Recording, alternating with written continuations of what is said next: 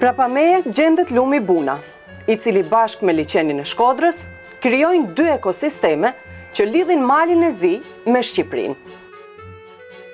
Një ujë i cili rrjedh, nuk njeh kufi, por na bashkon. E duke u nisur nga kjo, as ndotjet nuk njohin kufi. Hedhja një mbeturine në breg, apo edhe themi derdhje të ndotjeve të ndryshme, nuk njohin kufi dhe nuk mbesin në një anë të caktuar të kufirit. Duke prekur kështu, komunitetet në të dyja anët, si familjare, peshkatarët, apo dhe bizneset të cilët jetojnë le themi nga ky ujë. Të marrësh edhe të shikosh se kush është fajtori, ndoshta është vështirë që të gjehet edhe të vihet gishtin mbi dikë. Megjithatë, në këtë dokumentar do të marrim edhe do të trajtojmë rrjedhën e ujit në mënyrë institucionale. Jo vetëm në atë se si rrjedh uji, por se sa është ky bashkëpunim ndërkufitar në zgjidhjen e problemeve, në atë që natyra na bashkon nga ana institucionale ku qëndrojmë.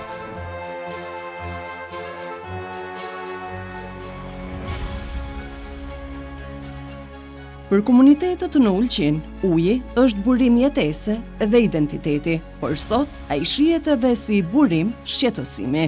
Ta dy shtetet lypet me bashkëpunu edhe mi rregullu, domethënë se betonina ka shumë gjendje alarmante në gryk dytë. Ka plastik, ka përgjithësi që qëtë lumi e qëtë ma shumë gryk dytë, sa atje ishtë ecja ujit shumë ma shumë se në gryk parë, se ishtë gryka ma gjanë. Bojana je ugrožena sa svih strana, ali u odnosu na prošlu godinu kad smo mi imali nekolike akcije i nekoliko tih tako raznih aktivnosti gdje smo ukazivali na sve te probleme gdje se odozgor od komšija iz Velipoja izlivala ogromna količina prljavštine, fekalija i ne znam više čega, i čak je i Bojana imala neki svoj čudan miris. Ja, koliko znam, jer inače sam ja jedan od tih koji koristim kao tehničku vodu iz Bojane sa hidroforom, ja nisam primijetio takav vid i tu količinu zagađenja i ne osjećam miris vode u Bojani.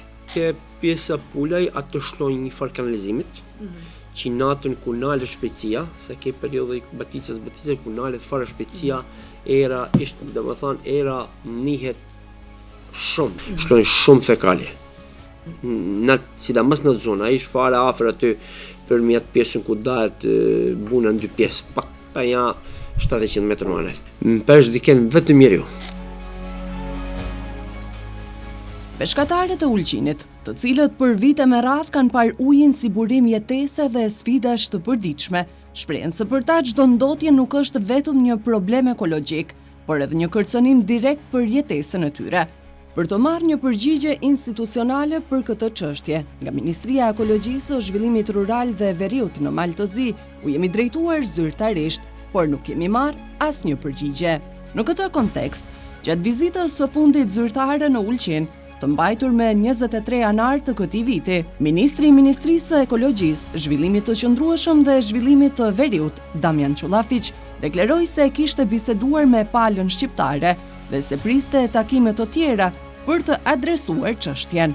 Problem kojim se u ovom trenutku i u buduće ne može baviti samo Ministarstvo ekologije, nego to mora biti interresorni pristup i vjerujte da ću na jednoj od prvih sljedećih sjednica vlade ovo pitanje u vidu informacije kandidovati sa ciljem da animiramo i ostala ministarstva koja su nadležna u okviru svojih kompetencija da naravno tom problemu pristupimo interresorno i da pokušamo da ga naravno u saradnji s opštinom Ulcinj rešavamo. Ja sam i ranije imao razgovore sa kolegama iz Albanije, ti se razgovori nastavljaju, pri čemu dakle konačan zaključak je da se ipak razmotri stepen zagađenja koji čini Crna Gora i stepen zagađenja koji čini Republika Albanija, tako da tom pitanju pristupamo, da kažem, temeljno i pokušavamo na bazi dijaloga da ga rešavamo sa kolegama iz Albanije, uzimajući obzir da je Bojana zajednički prirodni resurs. Në vizitën e Ministri Qullafiq me 23 janar pyetëm edhe kryetarin e komunës së Ulqinit Gencin Imanbegu në lidhje me këtë problematik, ai ceku se bëhet fjalë për një proces kompleks. Rješavanje zagađenja Bojane nije samo problem jednog ministarstva ili opštine Ulcinj, to je kompleksan proces koji je nastao godinama. i ja sam informisao ministra da nadležnost samog morskog dobra, odnosno do danas i njihove nadležnosti i obuhvat je bio nepravedan prema opštini Ulcinj i stoga i morsko dobro je veoma puno pozvano da od svojih 7 miliona eura da uloži u opštinu Ulcinj, što očekujemo u narednom periodu. Çfarë po bëjnë institucionet për të mbrojtur këtë ekosistem? Këto detaje na jep Darko Savelić nga Agencija për mbrojtjen e mjedisit. 99. godine do danas, za tih skoro 30 godina, nažalost bilježim samo neke negativne stvari, a to su ekstremni pritisci što se tiče gradnje, ilegalne gradnje, uključujući i u zaštićenom području kakav je naš nacionalni park Skadarsko jezero, ekstremni pritisak od strane ribolova, od strane lova i veliko zagađenje vode. Moram da posjetim da ni Skadar, koji ima oko 200.000 stanovnika, ni Podgorica kao glavni grad u Crnoj Gori nemaju taj uređaj za prečišćavanje otpadnih voda. Jedino što sam primijetio u zadnjih godina, zadnjih 15 godina, što je pozitivni pomak, to je da je došlo do regresije kad je u pitanju lov na ptice. Na Skadarskom jezeru on je desetkovan, da kažem da ga skoro i nema, a u delti Bojane, posebno sa albanske strane, imamo još značajnijeg pritiska, ali taj pritisak ne može da se uporedi sa onim pritiskom koji je bio kasnijih 90. godina, kad smo imali ogroman pritisak od strane prvenstveno italijanskih lovaca. Ovo trebamo da zahvalimo ne edukaciji, ne da kažem o tome da su naše zemlje bile spremne da se suoče sa tim problemom, nego čisto zbog toga što nismo imali, Crna Gora je prekinula tu vezu barbari koji su dolazile veliki broj italijanskih lovaca tokom lovne sezone. Savelić e theksoi se Malizi e ka shpallur liçenin e Shkodrës park kombëtar, ndërsa në Shqipëri ai ka statusin e zonës së mbrojtur, ndërsa kryetarja e shoqatës jo qeveritare Martin Schneider Jakobi, Zene Palika, sqaron se statusi i parkut kombëtar krahasuar me statusin e zonës së mbrojtur të liçenit të Shkodrës është më i fortë në aspektin ligjor, gjë që mundëson më shumë aktivitete të paligjshme në anën shqiptare të liçenit. Ana e Malit e Zi është përveç që është park nacional, ai është edhe Ramsar site, domethënë në mbrojtur në nivelin ndërkombëtar, derisa në anën e Shqipërisë ajo është zonë mbrojtur. Sa i përket masave, intervenimeve në mbrojtjen e tij, mendoj se më rrept është nga ana e Malit e Zi, por nga ana e Shqipërisë nuk është rrep. Ju e dini që ka gjuhëti jo legale e cila nga ana e Shqipërisë, e cila shkon pastaj në anën e Malit e Zi, e cila ndikon negativisht në popullatën e iftologjisë, domethënë e peshqve dhe bile edhe pelikanëve. Sipas Likës, ka shpresa dhe pritet përmirësimi i bashkëpunimit mes dy qeverive në lidhje me menaxhimin ndërkufitar të liçenit të Shkodrës dhe Lumit Puna, duke u nisur edhe nga iniciativa e fundit për të futur liçenin në listën e UNESCO-s. Ministria për Ekologji në bashkëpunim me Parqet Nacionale të Malit Zi, por edhe në bashkëpunim me administratën për zonat e mbrojtura nga ana e Shqipërisë, e kanë bërë një nismë shumë të bukur dhe kanë iniciuar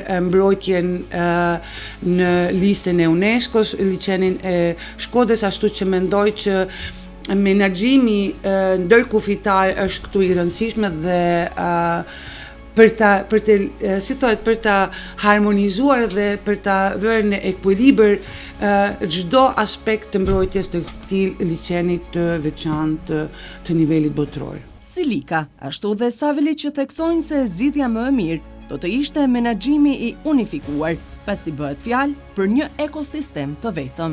Mislim da je rješenje u izradi tih kolektora za prečišćavanje otpadnih voda na regulaciji turizma.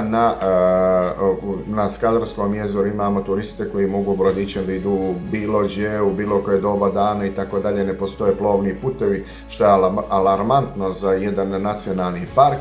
Znači imamo nekontrolisan turistički pritisak sa obje strane granice i imamo strašnu ilegalnu gradnju koja prijeti da uništi pejzažne vrijednosti sa obje strane granice. Imamo dovoljno međunarodnih dezignacija za oba područja, ali to na nivou Albanije i Crne Gore i dalje je prilično deklarativno na način da smo presrećni kad treba da se pohvalimo s Kadarskim jezerom ili deltom Bojane što imamo, kako imamo i tako dalje, a sa druge strane smo prvi kad treba nešto da se uništi ili devastira za potrebe nečijeg interesa. Organizatat jo qeveritare kanë qenë ndër aktorët më aktiv në mbrojtjen e ekosistemit të liçenit të Shkodrës dhe lumit Buna, duke vënë në dukje mangësitë dhe vonesat e institucioneve zyrtare. Kryetarja shoqatës Martin Schneider Jakobi, Zene Palika, në deklaratën e saj theksoi se institucionet shpesh nuk e marrin seriozisht menaxhimin e këtij ekosistemi dhe reagojnë me vonesë ndaj problemeve të ndotjes dhe aktiviteteve të paligjshme. Lika theksoi se pa këtë angazhim civil, shumë çështje do të mbeteshin të pazgjidhura, duke rrezikuar ekosistemet dhe komunitetet që varen nga ato. Tash 2 vite, Instituti për Biologjinë e Detit, ato kanë fillu me bë monitorim.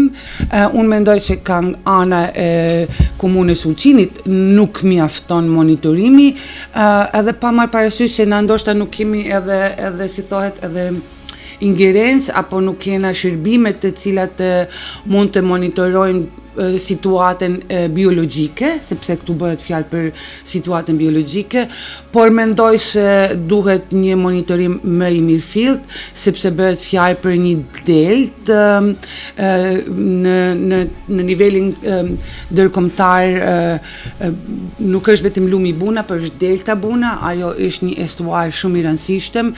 Për atë arsye është edhe i shpallur si hapësirë kyçe e biodiversitetit. Nga ana e malit të zi ndikon edhe gjithsesi ndërtimi i tepër në pjesën tonë, siç e dini, në pjesën e ishullit Adës. Sipas një përgjigjeje zyrtare që kemi marrë nga Policia Komunale Ulqinit, nuk është regjistruar asnjë gjop në lidhje me ndotjen e lumit Buna, gjë që thot shumë për mënyrën se si është trajtuar kjo çështje. Liçeni i Shkodrës dhe Buna nuk janë vetëm pasuri natyrore, janë përgjegjësi e përbashkët, sepse kur uji ndotet në njërin anë, pasojat ndihen në të dyja. Zgjidhja kërkon bashkëpunim, transparencë dhe veprim. Ana pozitive e medaljes është që uji nuk njeh kufi. Ana negative e medaljes është uji nuk njeh kufi. E them këtë sepse edhe mbeturinat nuk e din në cilin vend është kufiri. Kështu që rrjedha e lumit Buna, qoftë nga ana e Shqipërisë apo edhe nga ana e malit të zi, nuk njeh kufi dhe çon çdo mbeturin në çdo pjesë të kësaj rrjedhe. Si duhet ta mbrojmë? Çfarë është bërë? Si është qëndrimi nga ana e Bashkisë së Shkodrës? Çfarë thuhet? Le të themi në cilën anë gjuhet topi më shumë, kush është fajtori më shumë? Edhe pse shpeshherë ai mbet jetim. Përtej shqetësimeve të peshkatarëve dhe organizatave mjedisore, institucionet vendore në Shqipëri thonë se qasja ndaj menaxhimit të liçenit të Shkodrës dhe lumit Buna duhet të jetë më serioze dhe më e koordinuar. Sipas Bekim Memës, drejtori i përgjithshëm i zhvillimit ekonomik në Bashkinë e Shkodrës, bashkëpunimi me komunën e Ulqinit përfshin projekte të përbashkëta për menaxhimin e mbetjeve, ndërgjegjësimin e komunitetit dhe mbrojtjen e zonave të ndjeshme të liçenit dhe lumit. Ai thekson se mes dy komunave nuk duhet të ketë debat për të gjetur se kush është fajtori, por përkundrazi duhet të ketë më shumë përgjegjësi dhe bashkëpunim për zgjidhjen e problemeve. Një bashkëpunim i rëndësishëm që shpresojmë të jemi edhe fitues ka qenë me komunën e Ulqinit, ku kemi bërë një aplikim në fondet e Bashkimit Evropian për të përfituar një grant në lidhje me matjen e niveleve të ndotjes së lumit Buna, që është ajo që na shqetëson të gjithëve, por edhe realizimit ndërhyrjeve të vogla pastaj për të parandaluar ndotjen edhe për të sistemuar këtë çështje ndaj mjedisit që kemi. Them drejtën, nuk besoj që duhet të ketë konflikt, por besoj që duhet të ketë një marrje përgjegjësie nga gjithë secila anë, që të punojmë shumë fuqishëm me komunitetet tona, që të jenë sa më të kujdesshëm, sepse çdo gjë, siç e thash edhe parë, që ne hedhim në mjediset tona çdo gjë përfundon dhe pastaj lumi Buna përmes detit Adriatik na kthen ne mbrapsht duke na ndikuar drejt për drejt në atë që kemi më të rëndësishme të dyja si bashki, që është turizmi. Turizmi është i lidhur drejt për drejt me mjedisin, një turist që vjen në Ulqin ose në Shkodër do të shohë një mjedis të pastër edhe është gjëja parë që indikon në ardhin ose jo.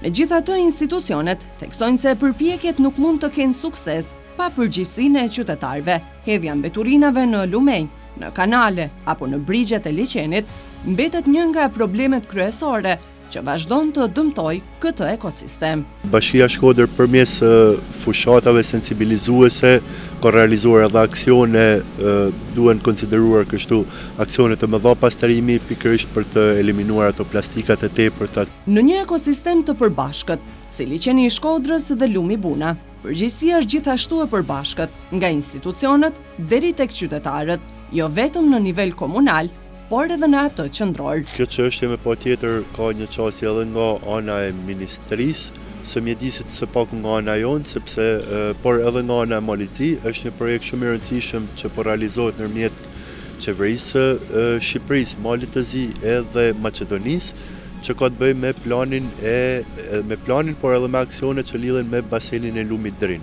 Baseni i lumit Drin përfshin normalisht edhe lumin Buna dhe do të jetë edhe ajo një material, një dokument shumë i rëndësishëm, por edhe me ndërhyrje të vogla, të cilat do të bëjnë të mundur që kjo çështje të mos mesin vetëm në nivele bashkiake dhe komunale, por të jetë edhe nivele shtetërore, duke parë vetë rëndësinë e këtyre resurseve hidrike dhe resurseve natyrore. Jo të gjithë e shohin situatën me të njëjtin optimizëm. Gazetarët dhe aktivistët në Shkodër thonë se problemet që lidhen me ndotjen e liçenit të Shkodrës dhe lumit Buna vazhdojnë prej vitesh dhe shpesh trajtohen me reagime të vonuara nga institucionet.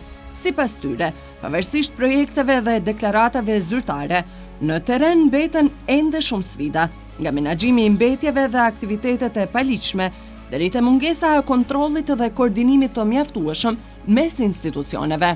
Ata theksojnë se transparenca dhe presioni publik janë të domosdoshëm për të mbajtur këtë çështje në vëmendje, sepse pa një qasje më të qëndrueshme dhe bashkëpunim real ndërkufitar, rreziku për këtë ekosistem mbetet i pranishëm. Nga eksperienca ime si gazetare kam kuptuar se vazhdimisht dora e njerëzit e rrezikon liçenin e Shkodrës dhe lumin Buna pikërisht për ndërtimet pa kriter që janë bërë vit pas viti në bregun e Bunës, por gjithashtu edhe në liçenin e Shkodrës, ujërat e ndotura. Megjithatë, vitet e fundit kemi impjantin e përpunimit të ujërave të zeza, të cilat pastrohen dhe me pas derdhen në liçen, që është një hap pozitiv. Gjithashtu ka patur një ndërgjegjësim në rritje për gjuetinë e paligjshme, duke qenë se nuk janë shumë të vona vitet kur gjuhej me korrent, me generator, duke shkaktuar një problem, të themi një masakër në liçenin e Shkodrës, dhe ka tentativa që tentohet të përsëritet një episode të tilla, megjithatë koordinimi mes gjitha strukturave, sepse liçeni i Shkodrës ka shumë struktura që marrin përgjegjësi, duke nisur nga të themi bashkia me drejtorinë e mjedisit, ministria e mjedisit, pastaj policia, organizata menaxhimit të peshkimit, ka shumë zonat e mbrojtura, pra ka shumë struktura që shpeshherë duket sikur përveç se më shumë se sa të mbrojnë liçenin, ja pasojnë topin njëra tjetrës, duke bërë që të mos merret një përgjegjësi konkrete. 36 vite që ne vazhdojmë të vuajmë një lloj tranzicioni, pyetja që bëhet më e vazhdueshme është ajo që nuk gjen një përgjigje, të themi konkrete. Është si ka mundësi që përgjatë gjithë brigjeve të Bunës dhe liçenit të Shkodrës është ndërtuar pa kurfar kriteri dhe ndonse nuk janë miratuar, të themi me ligj, me hipotekë, ato biznesa, ato ndërtime, si janë lejuar të marrin formën e plotë. Mund të bëhet ndoshta më shumë. Në aspektin mjedisor mund të trajtohet ndoshta edhe më mirë çësia, por kam përshtypjen sa nga institucionet varet edhe nga shoqëria jonë, përgjithësia që kemi ne si njerëz, se si e trajtojmë, se çfarë çësje apo komportimi kemi ne me mjedisin, çfarë sjellje. Kjo na ndikon së tepërmi. Sado të kemi institucione që patjetër nuk duam t'i heqim asnjë lloj peshe të përgjithësisë që ato kanë për ta mbajtur më pastër edhe sistemin ekologjik, ujërat e lumit Buna apo liçenit të Shkodrës, patjetër duhet të bëjmë edhe ne. Kam përshtypjen në këtë aspekt, një pjesë e fajit shkon edhe tek ne si individ. Një kërkesë zyrtare për sqarim lidhur me këtë çështje i është dërguar edhe Ministrisë së Turizmit dhe Mjedisit në Shqipëri, por nuk kemi marrë asnjë përgjigje. Liçeni i Shkodrës dhe lumi Buna mbetën dy nga pasuritë më të mëdha natyrore që ndajnë Shqipërinë dhe Malin e Zi, një ekosistem i përbashkët ku uji rrjedh lirshëm dhe lidh komunitetet në të dy anët e kufirit. Por ndërsa natyra vazhdon të na bashkojë, sfidat mbetën të shumta, ndotja, menaxhimi i dobët i mbetjeve dhe reagimet shpesh të vonuara të institucioneve. Për vite me radhë janë dhënë premtime, janë nisur iniciativa dhe janë përmendur projekte bashkëpunimi. Megjithatë, pyetja mbetet e hapur. A do të arrijnë institucionet e dy vendeve të veprojnë me përgjegjësi dhe në kohë për të mbrojtur këtë ekosistem të përbashkët, apo liçeni i Shkodrës dhe lumi Buna do të vazhdojnë të mbeten viktime e neglizhencës dhe mungesës së bashkëpunimit, sepse kur uji ndotet në njërin anë të kufirit, pasojat nuk ndalen kurrë në një vijë në hartë.